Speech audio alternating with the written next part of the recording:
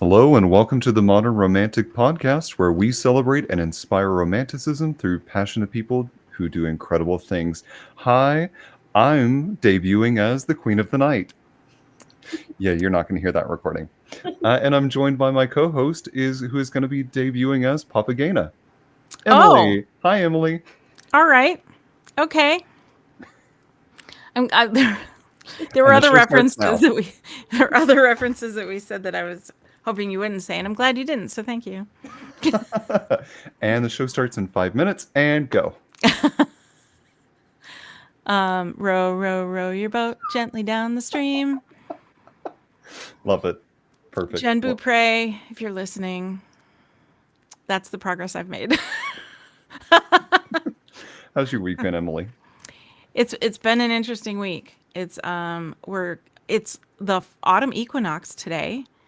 Hmm. And typically I look forward to this every single year because this is my time of year. This is when I come out of the grave and thrive. And I wouldn't say grave, that's inaccurate. But I look forward to this. And this is the first year in a long time where I feel like it took me by surprise and I'm not ready. What? Why? I don't know. I don't want summer to end. Maybe last winter was just too long or something. I don't know. That's I fair. want to For grow more me, things outside some in the garden. summer for me lasts too long down here in North Yeah. Carolina, so I would much rather have the fall at this point. I mean, it's beautiful, and no complaints. It's still like my favorite time of year. Hmm. It's just like, oh, all of a sudden, it's how did it get to be the middle of September already? I'm not done with June yet. Though I do have one question for you. Do you remember the 21st night of September? Remember. Hmm. Remember. Also, there's a Gandalf said, "Oh no, I'm gonna mess it up. I had it ready and everything." Oh, It God. was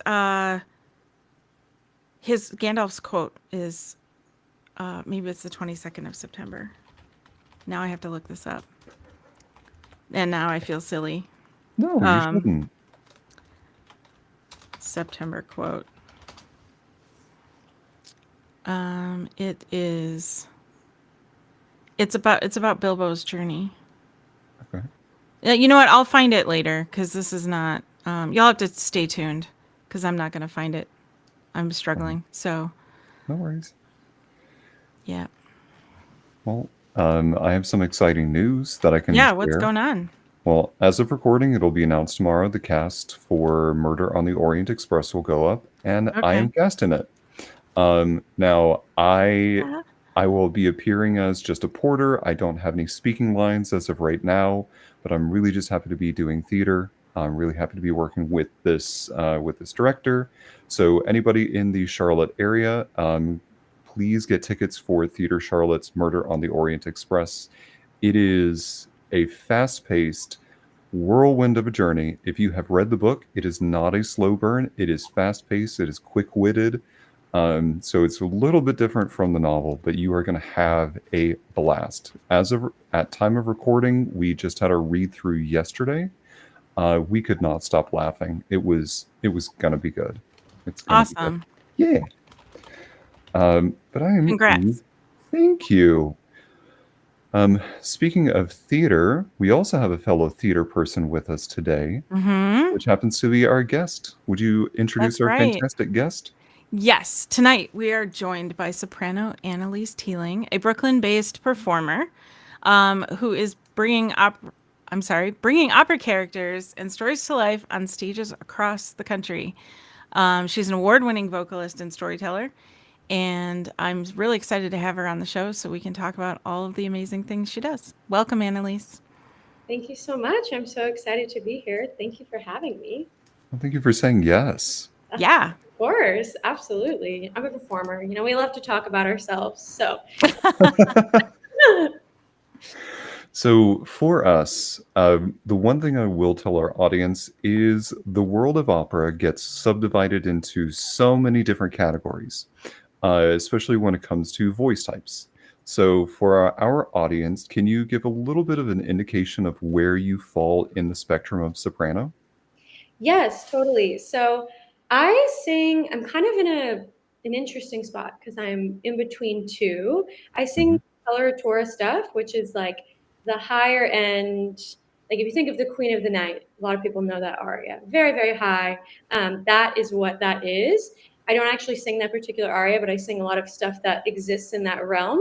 And I'm kind of heading into a different direction a little bit. My voice is getting a little heavier. It has a little more weight to it. So more like lyric coloratura stuff. If you think of like Violetta from Traviata, sings a lot of runs, sings high. Those two sit pretty high in terms of where the music actually sits that you're singing. So yeah, that's kind of what my voice type is. Would it be in the same realm of something like Juliet from Romeo and Juliet? Yes, so I have been working on Juliet as well. Her her waltz and her poison aria. She's like a little bit on the. It's so finicky because everybody has a different idea of what role should be what fach. But she's like a little bit heavier than like a lyric coloratura, heading more into full lyric, but not quite. So Hmm. she's young at the beginning of the opera, and she needs to be very youthful and vibrant, and a girl falling in love. And then, of course, she has this massive transition to what we all know happens at the end of Romeo and Juliet, which is very dramatic. So, yeah, but it's very similar. I don't know. Can you tell me more about this very dramatic ending? I thought it was about a love story. Right? Yeah, they get married, they get right off into the sunset. Classic ending. Just like Titanic. Yes. Oh my God, I loved the end of that movie. It, I mean, it's an interesting concept that, like, to be so rigid when it comes to roles, especially to like your voice type determines the type of roles that you sing. And in that respect of, well, other voice types can sing it, it's kind of more just like a preference. There are places in Europe that will prefer a little bit like heavier sound to certain roles, and then in the States, there's some that prefer a little bit more of a lighter sound. And it for me it falls into that realm of like musical theater where you have some roles that could be sung by either mezzo or soprano. They kind of fit nicely into that range. Or really it just kind of varies in how it sits really in the voice in particular. um, I'm curious, is there a role in opera that you think should only ever be performed by like the specific voice type? Hmm. That's a good question, and my gut answer is no. I think, and a lot of young singers I think today think this as well. That Fach is sort of made up because if you can sing something healthily and not hurt yourself trying to sing over whatever the pit is, and you can do it well and it feels good in your voice, you should be able to sing it regardless of your Fach. If somebody wants to cast you, um, so if you could do a really great Zerbinetta, but you also are doing a really great Juliet, or you're doing a really great Mimi, and you can also do that would be very interesting if there was a Zerbinetta who was also a Mimi. But if you can do all those things, I mean, why not? We're made to be manipulators of our instrument, have total control over it. So to be able to kind of have the range of doing all that stuff, I think is only an asset. Um, a lot of companies don't really see it that way though. Like if you walk into an audition and you have all this random stuff on your resume, like Mimi here and I'm just using these two examples, Zerbinetta there, they'd be like, what do you sing? This is confusing. Um, but I think, sing what feels good, sing what makes you sound good and like what shows you off. And Mhm. if you can do it and not hurt yourself and you're having a great time, why not? Why not? Yeah. So, Trey, you were going to break out the opera rendition of Baby Got Back. Oh my Not to god. put you on the spot at all. Uh-huh. Yeah, no, we're not doing that. For That anyone who wants to hear a similar version, you can go back to the Jason Hansen episode back in season 2, I think. mhm. That's the one to listen to. It is the one to listen to. The reason why for our listeners now, why I bring up Baby Got Back so often is I had to learn it to get a second date. And so I have almost ingrained the first verse of that into my brain. Can confirm. Love that. So it comes up quite a bit in my life, but it's also the first song that my brother played for me when he got his 1996, what was it, 1996 Toyota something. And I remember him putting this in and look at me and going, "Don't tell mom and dad." And it was Baby Got Back. So it's been a recurring theme in my life.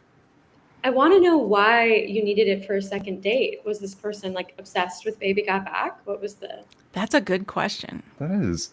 It's because I love the song, but I didn't know the song well enough. And that was like a no, no, no, no, no. If this is your favorite song, you need to know it by heart. Yeah. So he said, if you show up to our second date and you don't know even the first verse of this, no, I'm leaving and I'm going to go home. Oh, dang. High standards, absolutely. Well, That's funny. he turned out to be my first boyfriend, so it turned out to be a good thing. Oh, You showed up. All Yeah. right. you memorized the song. It was great.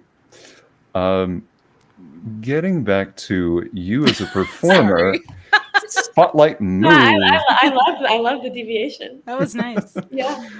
So for you, I'm curious about your journey into opera itself. How I don't know if every like 5 or 10 year old thinks I'm going to be an opera singer. How did you make your way into that realm? Yeah, not every 5 or 10-year-old is even exposed to opera. Yes, and I definitely was not. My family, I don't really think they would listen to opera all that much if it weren't for what I do. My grandmother, actually, on my mom's side, is a very beautiful voice and sang a lot in church and made some recordings for my cousins and myself as young kids that we all listened to. But she was doing a lot more sacred stuff, and it was kind of kept in that realm, not really ever bridging over into opera. And yeah, I honestly, when I was a kid, my first time I saw an opera was at Des Moines Metropolitan Opera, which is, I'm from Des Moines. And I did like a workshop day there. I don't know, I was maybe in middle school or something.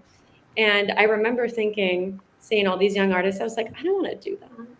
Why would I want to do that? It's so random. Like I was like, no, this is not for me. But I started as a theater kid and I loved like singing and dancing and performing. Always was kind of the very loud, annoying kid singing in the grocery store, like embarrassing everybody. And so I did Annie at my community playhouse in Des Moines. And I did get to do the role of Annie, which was really fun when I was in 5th grade. Yeah, it was cute. And I went by Annie as a kid, so it was very much like, oh, Annie is Annie. Oh, perfect. Yeah, it was fun. I had to dye my hair red, and yeah, it was fun. So it kind of started in there, and then my mom put me in voice lessons, and she eventually had me switch over sometime in middle school to a different teacher who she heard was very good, and started taking with this woman named Gloria Olson, who still teaches in the Des Moines area and who I'm still very close with and is a great mentor for me. But she, in my first lesson, I remember like everyone was always like, Gloria, she's strict and she's kind of scary, and she'll like kick you out of her studio if you don't learn your music. And I was like, what? She like shows up, she's like, you gotta learn these Italian art songs. And I was like, what is this? I wanted to like come sing musical theater. But I ended up doing it, and I had sort of a knack for it and was good at it. And I think that's kind of how I got swept further into it before actually having the knowledge about the music or the language to express why I liked the music or why it felt important to me. But yeah, as I went to my undergrad and then went to my master's, and the more that I learn about the voice, I think it's so cool what people can do with their voice. So that was kind of my journey into it. Basically, Gloria, honestly. I could credit her for all of it. Shout out to Gloria. Shout out to Gloria. Yeah. What was a piece? Because I think every beginning voice student will eventually see that 24 Italian songs and arias book. May it rest in peace in the back of my closet. Yeah. So what was it? What was one of those pieces that made you go, yes, this is it. I get it. I don't think I don't think it was in the 24 Italian songs, if I'm being real. I remember we did some tosti when I was in high school, and I got to sing this song called Sogno, which translates to dream or I dream in Italian. It's really beautiful, and I was obsessed with it. Simple and like arpeggios in the piano, and very lovely. And the text was really like sad and moody, and she's dreaming about her love, and then she wakes up and he's gone. It's just really kind of depressing, but I loved it. It was like really pretty, and I felt like it was a time where I was really experiencing my voice in the first time that I could remember doing that. But that some of the other things that I think really kind of hooked me on more classical style singing and opera was just listening to different recordings of different famous singers. I was obsessed with Renee Fleming when I was growing up. I listened to Nessun Dorma like more times than I care to admit when I was in high school, like in the car. And I would make my friends who didn't sing be like, listen to this, listen to him sing that note. And like, they'd be like, okay, this is cool. But I loved it. I loved a lot of Puccini. I really love like heavily romantic music, like Mahler and kind of late romanticism now. But when I was a kid, I was very much into like Barismo and lots of Puccini. So. Nice.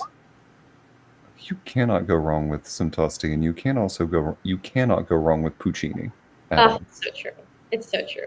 The melodies are just amazing. The way that the lines peak, he just knew how to write for the voice and get those huge dramatic moments, and that's what really attracted me to it, I think. Nice. Something I love that you mentioned on your website was that you love to be a storyteller as a singer. Can you talk to us about how would you describe your current storytelling technique as an opera singer? Yeah, that's a great question. I think every performance you do, every role that you do, or for me at least, has a different strategy behind it and how you're going to find out about the character. And I've taken many different classes in my undergraduate and my graduate, and worked with many different people who all have different suggestions on the best way to get in touch with your character. I think most important for me and what I like to do when I have a new role, I like to watch the opera, or if it's a new work, you can't really do that. I just did this premiere. I couldn't watch the whole thing, but I typically like to watch it from start to finish. Sometimes usually someone that I like to listen to, like singers I admire or a conductor I admire. And sometimes if I'll watch multiple productions, if I want more varied interpretations, that way I can kind of get a sense of the whole work. Then I like to see if there's any historical context to the work itself. What was the time period like? What would the women have been wearing? What would it have been like in terms of how important it was for them to be married? What was their independence? What was their financial independence and situation like? What is their kind of day-to-day, and what are their goals? I mean, that's a generalization for just women in general, but kind of understanding what it would have been like to exist at the time that the story or the show was happening. I like to go through that realm, and then I'll go through each aria or each duet, each scene, whatever my character's in, and I like to use action verbs in my different phrases to kind of help me bring layers and variation to the arias themselves, to the scenes themselves, especially when you're singing an aria and you're repeating the same text, like a Handel aria, you repeat the same text for like 4 minutes. It's like, okay, I really got to get creative here. How can I make this different?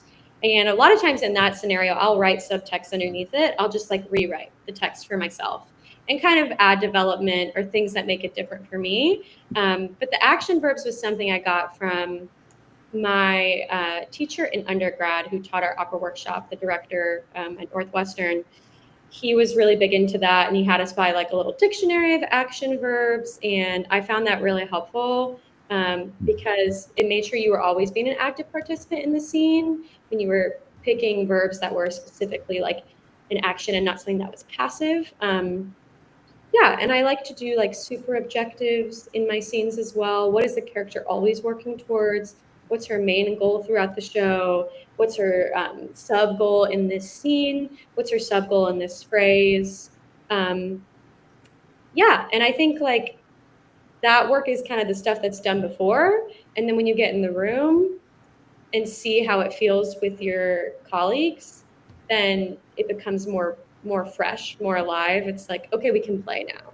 And then you get the idea of who the character is for you because you're discovering it as you go with someone else. Yeah. Which is cool.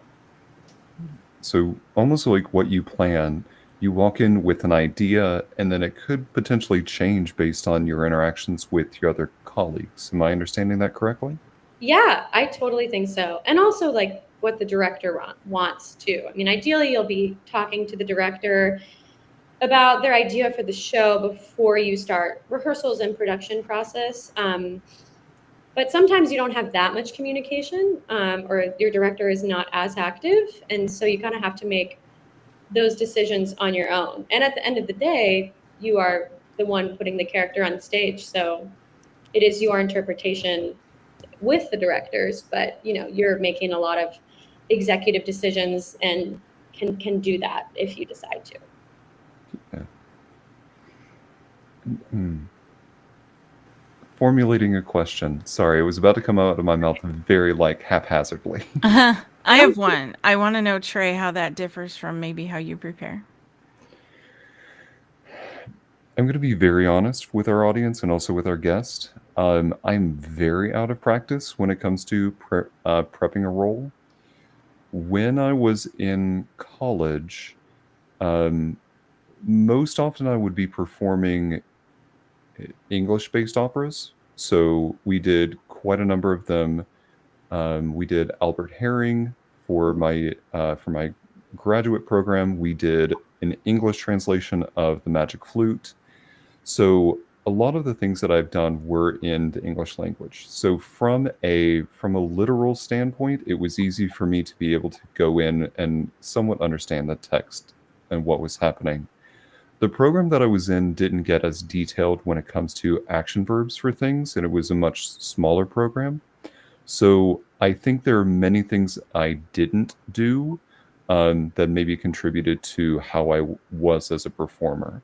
A lot of things that I do now, like doing work within the theater itself, have actually informed what I'm going to choose to do when I start prepping, like either classical roles or when I start prepping musical theater roles and that sort of thing. I don't think I really answered your question, but it's more or less That's fine.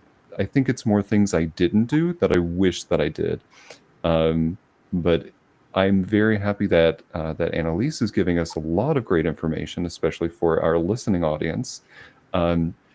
Doing the work is important. I am clapping because this is important. It is important for sure. Well, and you approach it kind of like how some of us might approach a different type of job. Yeah. And I think, or even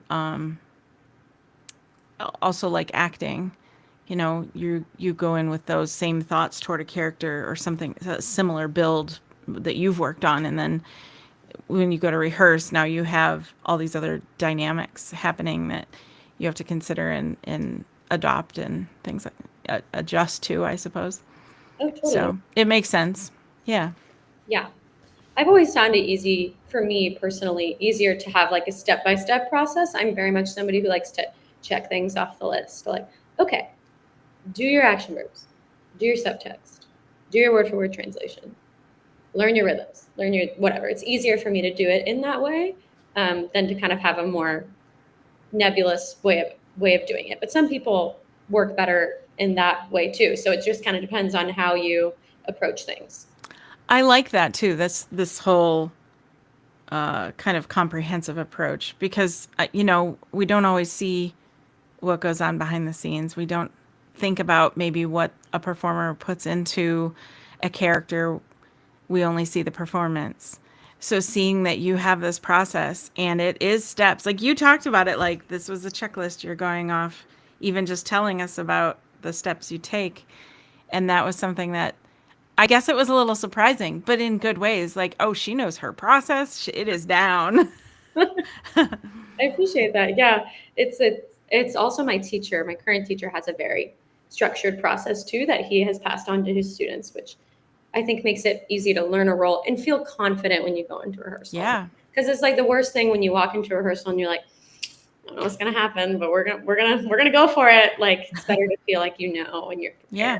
Absolutely. I think that I want to take the conversation a little bit more into the myths about opera, because it can be a very daunting genre to even step into, especially for people that are either fresh to the genre or for those that have no idea what is involved when it comes to opera. So, from your standpoint, what is a myth about opera that you wish that you would like to dispel? Like, what's your number one thing that you would like to dispel for people that are new into the genre? This is a great question. I think the first one is that opera is boring. Opera is not boring. Opera is often about super racy subjects like sex, murder, death. I don't know, like I'm It trying to think is. of other things I can't think of right now, like trying to frame the count, trying to get him in trouble, or like abductions. Like it's about exciting things. There's a lot of plot action happening. Sometimes opera is slow. That is absolutely true. But I don't think it's boring. And I think a lot of people just think, oh, yeah, we're just going to hear like all this 3 hours of droning music or whatever. But when people actually go to a show, they're like, oh, it was really good. And like the story was good and it was interesting. And I can't believe like people can do that with their voice. Like, I think people don't understand until they get into a room where singers are not amplified just how athletic opera singing is. And I think that that is also a cool thing. Like you can train yourself to do it. Everybody's like, oh, you must have been born being able to sing. I'm like, they're just muscles. We can all figure out how to manipulate our airflow. We can all figure out how to close our vocal folds. I mean, some people are more predisposed to it, but you can certainly train yourself if you want to. So I think that's another thing that's a little bit of a myth too. Like the talent only gets you so far, but you have to really like want to put in the work for the rest of it. Yeah, I don't know if that answers your question. No, it absolutely does. And thank you. That was going to be my question if you didn't bring up that opera was boring or that myth that opera was boring. That was going to be my first one of like, please tell the world why opera is not boring. Yes, I could definitely talk about that for a long time, but I do think there are a lot of barriers to entry when it comes to being an opera audience member, especially if you're seeing something in a foreign language, because of the fact that it's not in your native tongue, and if your ear is not used to like Western harmonies or like or just Western classical music, the way that it's structured, if it's not doesn't listen to that a lot and is not used to it, that is hard to be engaged in for hours on end. They're often very long, and the plot development is not as quick as a TV show or a movie or whatever, because we got to sing a 7-minute aria. So we can't be moving that fast. There's some vocal talent to be showing off here. Exactly. Yeah. Come on. Yeah.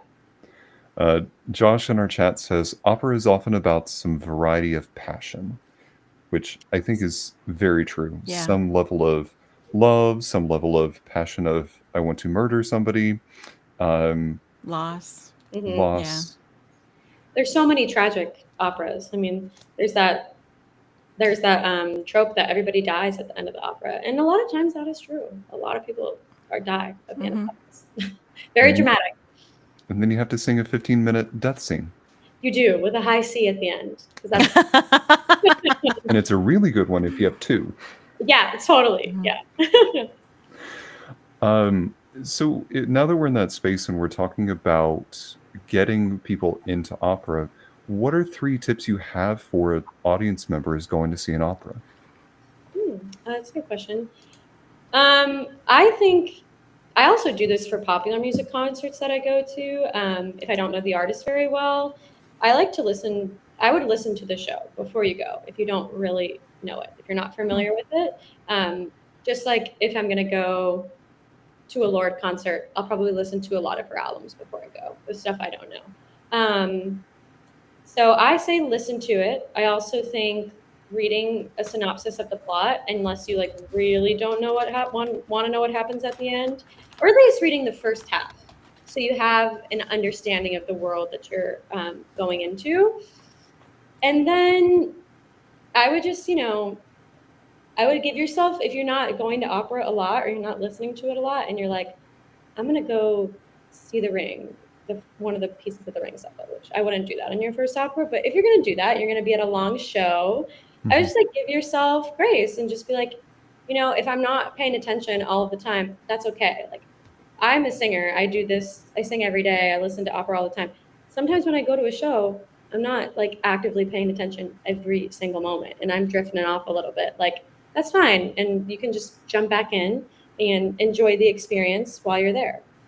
It doesn't have to be so like pressured to like, oh, I really need to be, I don't know, paying attention. Like, you should be paying attention, but what am I trying to say? You don't need to feel like, oh, I have to be like absorbing every single second of this for it to be a valid experience of the work. Mm-hmm.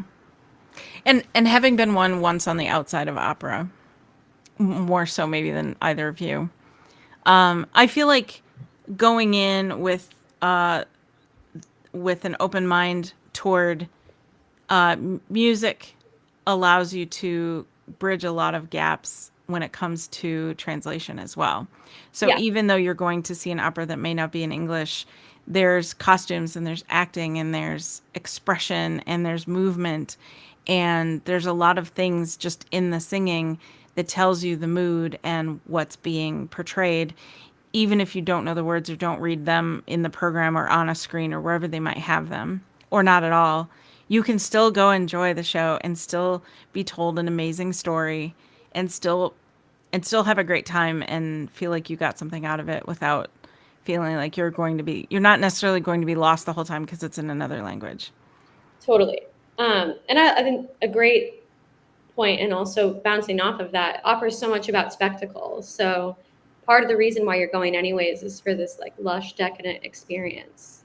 It's, you're going for a great vocal line, a beautiful high note, or like to hear that wonderful intermezzo that the orchestra does amazingly, or you're going to see this massive set, this huge set at the Met, right? Or gorgeous costumes, or like, that's the whole point of it. It's supposed to be grand and overdone and decadent and like maxed out in every way possible. So I think just enjoying those pieces of it, like enjoying the richness of all the art form has to offer. Though that's a perfect descriptor. Absolutely. Can somebody clip that, please? Yeah, I'm right. Okay, 34. Josh said in the chat, what got me into opera as a kid was Bugs Bunny. Love. Bugs and Elmer Fudd doing Barber of Seville was a great start. And I agree. I think that's where probably my experience with opera started as well. Yeah. I think a lot of people also think another myth that opera can't be funny. But like Barber of Seville is a great example of a comic opera, and why they could do that, and Bugs Bunny and a lot, his famous aria is such an earworm for a bunch of people. And it's lively and upbeat. So it's very dramatic, but there's also comic light operas that are not as hefty as some of your like hard hitters. So there's that aspect of it as well. Mm-hmm. There's also, where would you put Daughter of the Regiment? That's a good question. I think Daughter of the Regiment is a comedy. I think it is classified as one. Honestly, it's been a while since I've seen it. But yeah, that's what I would say. I do love that show. It's a great show. Same. Yeah. Got to sing in the chorus of that. It was great. Amazing. That's one I didn't see. It was really good. That was a production. I'm not gonna say the company, but it was a really good production. For people getting into the genre, and especially theater in general, there's a big conversation happening right now when it comes to accessibility. We've talked a little bit about, there are translations available. We've talked about how reading a little bit of synopsis can help the entry point for that. But accessibility also means getting the community involved, reaching out to the community, doing those sorts of things. What's one thing that you wish more opera companies, or in general more theater companies, would do to make theater more accessible? Great question. I think, my gut reaction to that would be to have, performances that are open to the public for free. And some companies do that. They have like open dresses or free open orchestra rehearsals. That is also hard though, because the arts do need money and Mm-hmm. Hmm. funding is not never ending. People need to be paid for their time.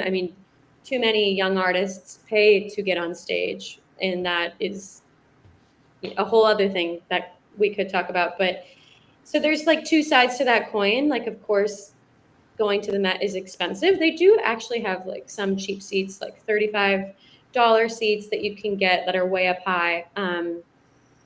So there is some like, I think they're trying to do that. And like theater, there's rush tickets. When I go see a Broadway show here, I always do rush tickets, and it's much more affordable. But I think that's probably the biggest issue, is just the expense of it. When we all have so many other expenses to deal with Yeah. that are on our plate, it's hard to justify going out for a night and spending $100 on a ticket, and then you're going to be going to dinner, and then you're going to be getting a car when you go home. So like all of that stuff adds up. So that it would be helpful if there could be more free showings of the work, if art were more free and accessible to everybody. And but it's difficult in a capitalist society, and in the fact that these companies need to make money and they need to They fill do. positions. Yeah. So I'm going to give an idea to some of the opera companies out there. yes, please. That is something that we used in our local makerspace, and it has worked. And that is the same situation, just different art form. I work for a makerspace that has all different kinds of art, and people can come there and do art and create. And one of the challenges is affording the membership to be there, because it's like a gym, but for art. So, can I afford an art gym membership? And for some people, the answer is no. So, we went and got a different kind of grant, and the grant was a pay what you can.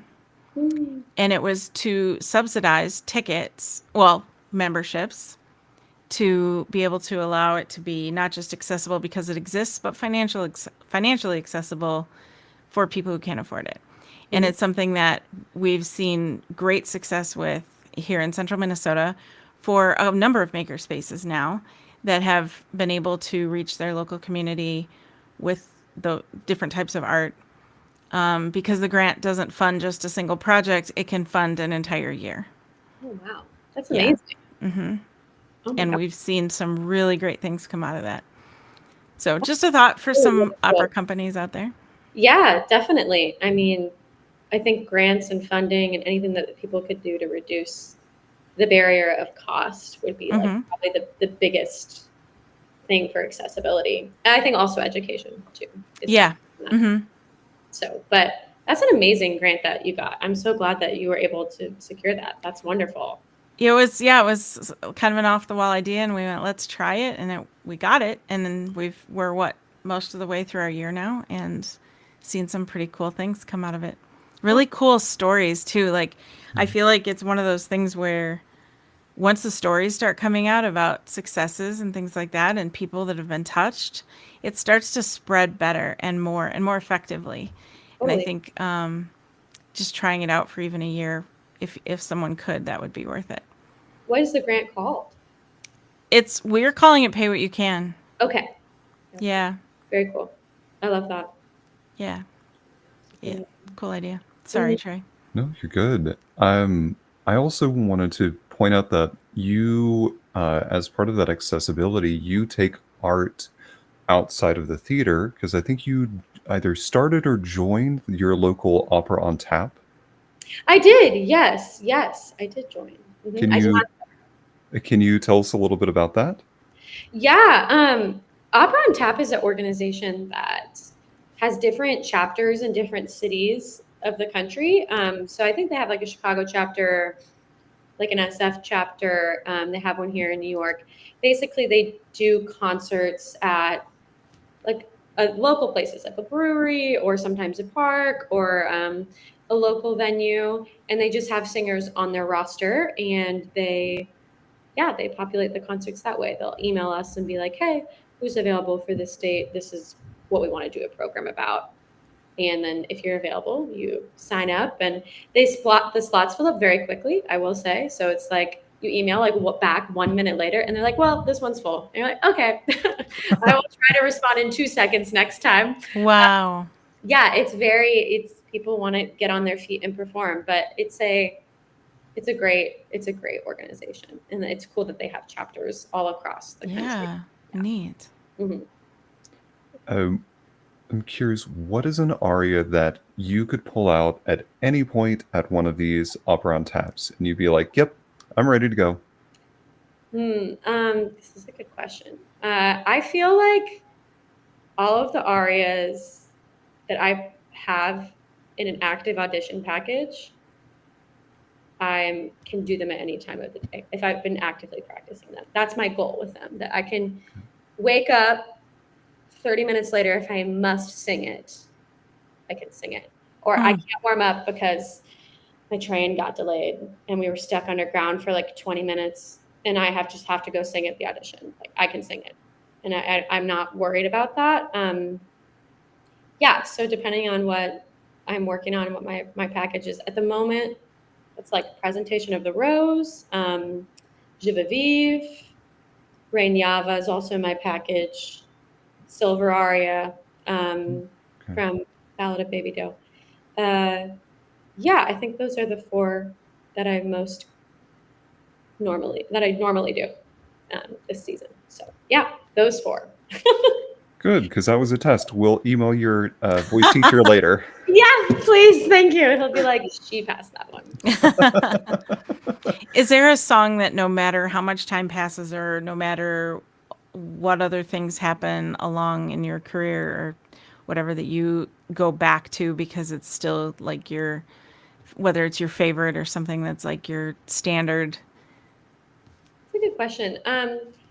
I feel like yes and no. There's not a particular song, but Okay. there are I get nostalgic for certain arias and roles on different days. Like Sure. when I'm practicing and I'm getting a little distracted and I want to give myself a little treat, and I've been like thinking about when I did Streetcar. Okay, well I'll sing a little bit from Streetcar because that will be fun. Or I want to mess around with, like, I used to mess around with the doll aria, and I want to just like sing high stuff. Okay, I'll do that for 5 minutes, and then I'll be back to focus land. So for me, it's more like what I'm in the mood for that practice session that day, but it completely varies. Like I like to come back to stuff. It's interesting because when you learn something that your body really remembers what your technique was at that time. So if I learned something in the last year of my undergraduate when I was, I don't know, struggling with like a high laryngeal position or couldn't really sing above a high C, and I pick an aria that had some difficulty parts in it, and I'll sing it in today's world where I have better access to some of those things, I will feel my throat tighten up, or like this high note be hard. It's normally not hard if you take it out of the context of that particular aria, just because your body like really remembers. So it is always interesting to go back and sing old repertoire and be like, yeah, I sound like I did 5 years ago. Okay, if I'm ever gonna actually sing that, I really got to work on it. Like it's wild how much our body really remembers. Sweet. Emily, is there a song that you're thinking about? Because when you I can tell that the gears are turning. So Oh is yeah, there? I always have 4 or 5 things brewing. Well, first of all, I was equating it to piano and myself. Like that was how I was relating. Because I have some songs that like if I were to, I guess along the lines of the question Trey asked was, is there anything I could go back and just play on the piano? And there are a couple things I can just sit down and, even though I haven't played a piano in 20 years or whatever, I can probably plunk it out eventually. But there are a few that are more, like you said, nostalgic, where I'll go, okay, what's the one though where I'm drawn to playing, or which could be Baby Got Back. I'm just kidding. I can't play. It's not really a And we're piano. back, and it comes full circle. I'm never gonna let that drop. And then when you were talking about that, it occurred to me that, like, oh yeah, Taylor Swift just had re-recorded all of her music and had talked about how she like went back and listened to what she sounded then, because we're talking like 6 albums later, she's recording, or more, she's recording this again, and how she felt like she sounds better now. Well, yeah, I mean, she has how many more years of practice and training and things like that. And I thought about how maybe it was kind of like that for her too, where if her muscle memory was, or whatever you described it as, where her body remembered what it was like to sing this song, because the last time she sang it was ages ago. So I wonder if she went through the same thing. I think, I mean, a lot of singers I know experience that. It's like you don't ever, it kind of sucks if you sing an aria that's really good for you when you're younger, and then you like come back to it and you're doing the role and you're like, okay, I really got to like spend a lot of time working through these issues that I've already worked on because I just learned it that way. But it's not insurmountable. And sometimes it's not as prevalent in certain pieces as others. Like sometimes I'll sing a piece I sang like 5 years ago. It feels really good or indifferent in a cool way. But yeah, it's interesting for sure. Nice. One thing I definitely want to know about is that I heard you're a writer. Oh yeah, I was going to say this too. So can you tell us a little bit about your writing? What are you working on? Just a little bit more about your style. Yeah, definitely. I studied writing alongside music in my undergraduate. I did a cross-genre creative writing track. And I really, really loved that. Like doing those classes, they were some of my favorite classes because they were so open to exploring, and like I got to read all these really intelligent people's stories, and then I got to have everybody read mine and get so much feedback, which was amazing. And now not being in school, it's like, please read this manuscript for me. I'm begging you, please read it. Like I got 15 people to read it for me because I had to for a grade. So that was really great. And I picked that up like while I was going through school. It was just something that I wanted to try and ended up really liking after I took a few classes and decided to continue studying it. So as when I graduated college, I went right to my master's, which became very like tunnel visioned and pigeonholed, and just like, okay, we're singing, we're trying to do this, we're like really focusing on this thing. And I did not write as much during my master's. I think I wrote like one story. My grandfather passed away, and so I wrote a story about him, his life, and sort of my experience with his death. He had dementia and Alzheimer's, and so I kind of wrote about that.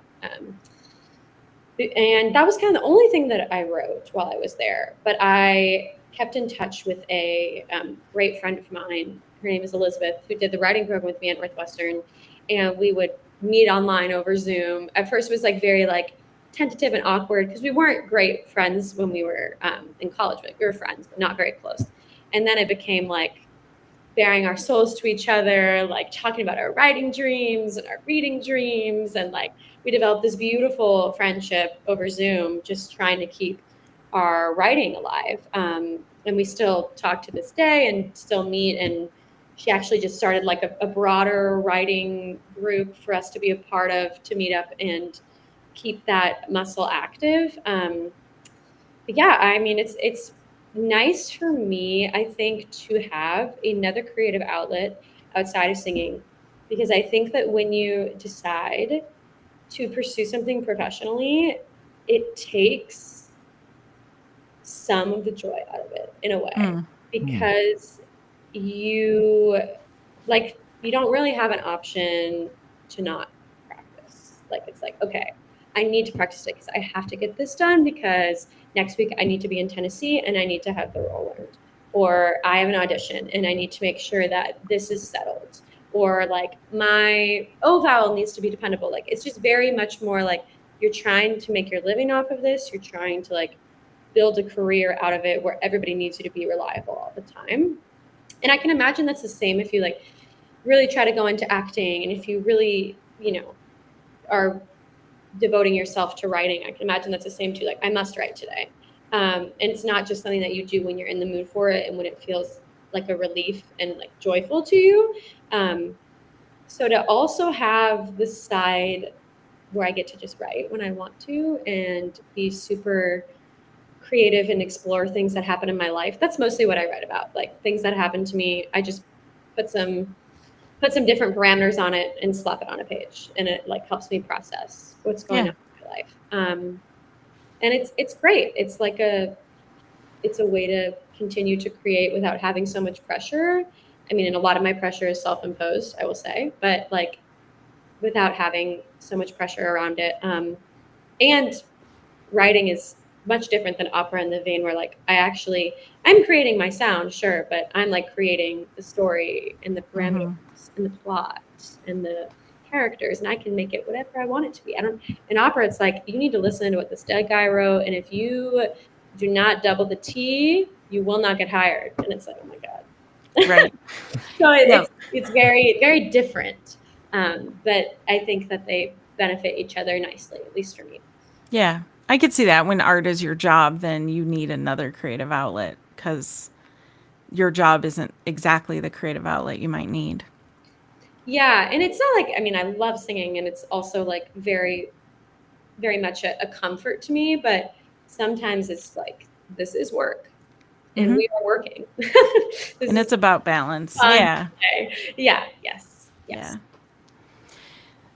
So if there was someone who wanted to get into opera singing, and they came to you for advice, what would you tell them? Oh my, this is such a loaded question. I think that I would encourage them to study as much about the voice and how it works as possible, and figure out how their instrument works for them. So like really be dedicated to, like, if you really want to be a singer, like really be dedicated to learning how to master everything that your voice can do and having control over it, so that when you're on stage and when you're in an audition room, you don't have to worry about the mechanics of your voice. You can control that. You can just be in the moment and be performing. And it takes a lot of pressure off. And I also think it helps you like discern if this is something for you, because a lot of people will get music degrees, and I think that it can be hard when you exit, music school, because it's a very, very tough industry where you get rejected every single day, and you got to have thick skin. I mean, I got rejected like I think twice today, just in one day. And like, you got to just be able to withstand that and know that it's something that you're dedicated to. And like, it's not like a super lucrative career by any means, especially as you're starting. So I think like being honest with yourself, if you really want to try to do a career, and like seeing if the dedication part of it, the work part of it is for you. And then if that is for you, surrounding yourself with people who are going to be super honest with you about how you are sounding and what your strengths are, so that you can like feel confident and feel like you're bolstered when you walk into audition spaces, and where the places are that you need to work on, so that you can be really efficient with your time. Be like, okay, if I'm going to be singing this repertoire, I need a really reliable high D, and I don't have that right now. How do I get it? Who's going to help me get this? Like thinking about it really logically, and like not logically, I'm sorry, rationally. Yeah, like thinking about just kind of like taking the extra emotion out of it and just being like, I need to be able to do this. how can I get here? And having people who will be honest with you about that, because I know I've had teachers or whoever before who you go into a lesson and they make you feel really great because they're really complimentary about your voice, but at the same time you need somebody who's going to help you get to where you need to be. Right. Somebody who's really going to tell you what's up, I would say. Solid advice. Yeah.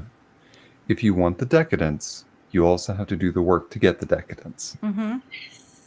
Yes, it's true. Unfortunately.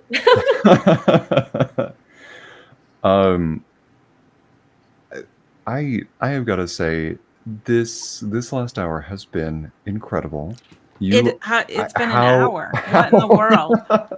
How? I truly enjoyed this. Having studied opera and having studied classical voice for as long as I did, it is so nice to connect with somebody and hear a very fresh perspective. Sometimes I feel like I got a little jaded when it came to that, and it's so refreshing. And I'm so happy to see what this current, I'm not going to say generation, but I am going to say this current group of individuals for opera singers. I'm so happy to see so many people flourishing with a renewed sense of passion for the art. So thank you. Mm-hmm. Thank you for having me. It was such a delight. You guys are wonderful, and yeah, I had a great time talking with you. Thank you. This has been great. You've got great energy, and this has been an awesome conversation. Thanks so much. I do have one last question before we go and wrap up.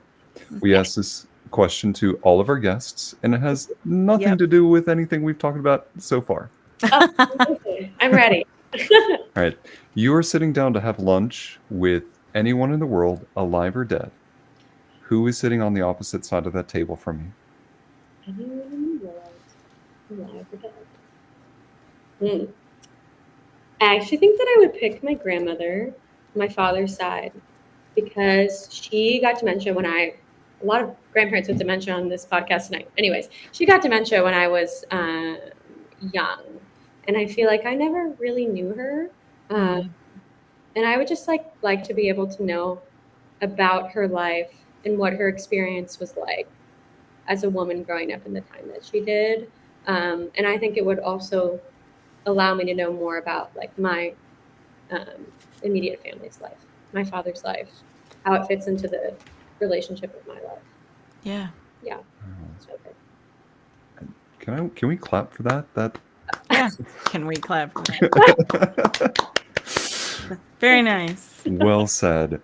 Well, and again, thank you so much for being here with us. Thank you for having me. Would you come back and be a guest again? Absolutely. If you would have me, I would love to. Not to put you on the spot. Absolutely. Anytime. Perfect.